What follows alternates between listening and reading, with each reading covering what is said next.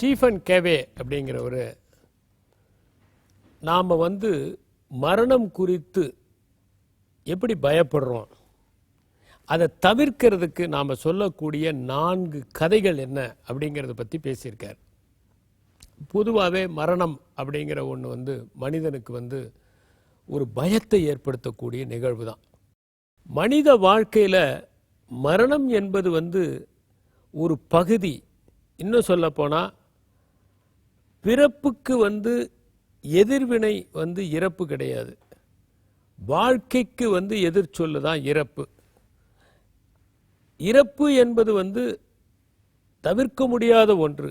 இதெல்லாம் நமக்கு தெரியும், தத்துவ ரீதியாக எல்லாருக்கும் தெரியும். வேற யாராவது ஒருத்தர் இறந்து போயிட்டா அவங்க வீட்டில் போய் நாம் எல்லாருமே இந்த மாதிரிலாம் சொல்லி ஆறுதல் சொல்லுவோம். ஆனால் நம்ம வீட்டில் ஒரு மரணம் நிகழும்போது இது மாதிரி யாராவது ஆறுதல் சொன்னால் நம்மளால் தாங்கிக்க முடியாது. இது மாதிரி நான் 100 பேருக்கு அட்வைஸ் பண்ணுவேன், ஆனால் என்னால் அதை தாங்க முடியல அப்படின்னு நம்ம சொல்லக்கூடியவர்களாக இருக்கிறோம். ஆனால் கூட நம்ம இந்த மரணம் அப்படிங்கிற அந்த கொஷின் இருக்கே, இந்த கொஷினை நம்ம அவாய்ட் பண்ண ட்ரை பண்ணுறோம். இதுக்கு பல காரணங்கள் இருக்குது. என்னன்னா, கஷ்டமான கேள்விகளை எல்லாமே நம்ம அவாய்ட் பண்ண தான் விரும்புகிறோம். அது ஒரு தப்பிக்கிறது தான், விடுதலை கிடையாது. ஆனால் மனித மனம் எப்பவுமே என்னன்னாக்க ஒரு பிரச்சனையிலிருந்து தப்பிக்க தான் விரும்புவதை ஒழிய அதிலிருந்து முழுமையான விடுதலையை பெறுவது இல்லை. முழுமையான விடுதலை எப்போ பெற முடியும்னா அதற்கு ஒரு புரிதல் வேணும். எப்போ நமக்கு புரிஞ்சிருதோ அந்த பிரச்சனை, அப்போ அதிலிருந்து நம்ம விடுதலை பெற்றுவிட முடியும். ஆனால் புரிதல் இல்லாமல், புரிஞ்சிக்க வேண்டிய ஒரு அவசியத்தை உணராமல் நாம் வாழுகிற போது ஒரு டெம்பரரியான ஒரு சொல்யூஷன் தான் அதுக்கு கிடைக்கும். அது மாதிரி தான் நம்ம தப்பிக்க விரும்புகிறோம். அப்போ நம்ம 4 கதையை சொல்கிறோம் அப்படின்னு சொல்கிறார். அதில் ஒன்று என்னன்னா அமிர்தம், எலிக்சிர். இந்த அமிர்தத்தை சாப்பிட்டா இறக்க மாட்டாங்க அப்படிங்கிற ஒரு கான்செப்டை வச்சு நம்ம புராணங்கள்லாம் சொல்லுது. சீனத்தில் ஒரு கதை உண்டு. என்னன்னா, ஒரு ராஜா யாரோ ஒரு முனிவர்கிட்ட அமிர்தம் இருக்கிறதா கேள்விப்பட்டு தன்னுடைய ஒரு மெசஞ்சரை போய் அனுப்புகிறாரு. நீ போய் அந்த அமிர்தத்தை வாங்கிட்டு வான்னு. இந்த மெசஞ்சர் போயிட்டு வந்தவர் சொல்கிறாரு, அமிர்தம் கிடைக்கல அப்படின்னு. ஏன், என்னாச்சு அப்படின்னு. இல்லை, நான் போகிறதுக்குள்ளே அவர் செத்து போயிட்டாருன்னு. நீ சீக்கிரமாக போய் வாங்கிட்டு வராதனால உன்னை தூக்கில் போட போகிறேன் அப்படின்னு அந்த மன்னன் சொல்கிறாரு. என்ன மந்திரி சொல்கிறாரு, ராஜா அமிர்தமாக இருந்திருந்தா அந்த ஆள் ஏன் சாப்பிட்றான்? அவன் சாப்பிட்டுட்டு அவன் உயிரோடு இருந்திருப்பான்ல. அமிர்தத்தை வச்சிருக்கிறவனே செத்து போயிட்டானா அது எப்படி அமிர்தமாக இருக்க முடியும்? அதனால அது ஒரு கட்டுக்கதை அப்படின்னு. ஆனால் ஒரு ஆறுதல். இது பார்த்தீங்கன்னா இந்த டவாங் அப்படிங்கிற ஒரு இடம் இருக்குது அருணாச்சல் பிரதேசத்தில். அங்கே வாழ்க்கையை நீடிக்கக்கூடிய ரகசியங்கள் சில புத்த பிட்சுகளுக்கு தெரியுமா. 150 160 வருஷம் கூட அவங்க வாழ்வாங்க அப்படின்னு சொல்லுவாங்க. இன்னொன்று என்னன்னா, அமிர்தம் அப்படிங்கிற மாதிரி ஒரு நேரடியான ஒன்று இல்லைனாலும் இது மாதிரியான மருந்துகள், இது மாதிரியான மூலிகைகள், இது மாதிரியான உணவு வகைகள், இதையெல்லாம் சாப்பிட்டா அதிக காலம் வாழ முடியும்.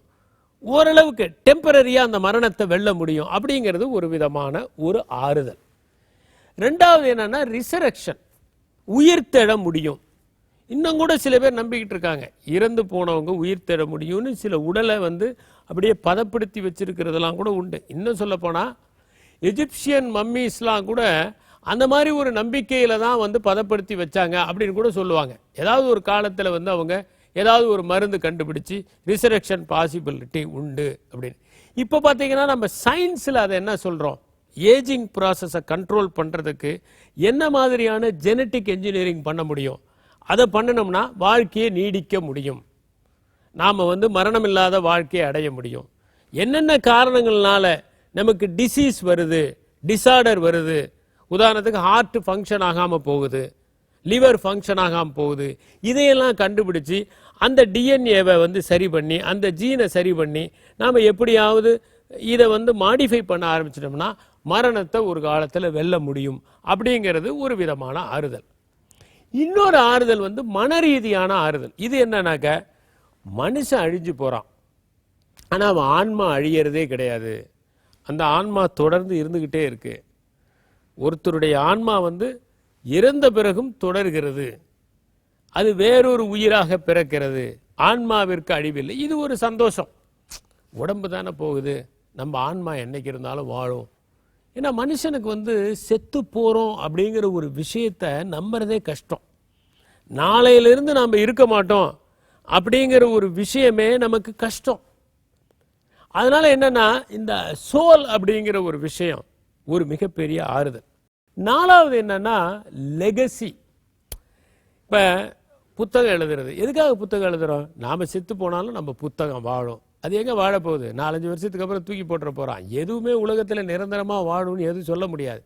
ஆனால் இவன் நினச்சிக்கிறான் நாம் புத்தகம் எழுதுனா வாழலாம், நம்ம பசங்க மூலம் வாழலாம், நமக்கு உருவாக்கின அந்த கட்டடங்கள் மூலமாக வாழலாம், நாம் செஞ்ச அந்த சேவைகள் மூலமாக வாழலாம், நாம் செஞ்ச செயல்பாடுகள் மூலமாக வாழலாம். இந்த லெகசி, அந்த லெகசி மூலமாக வாழலாம், பரம்பரை மூலமாக வாழலாம் அப்படிங்கிறது நமக்கு ஆறுதல் தரக்கூடிய இன்னொரு கதை.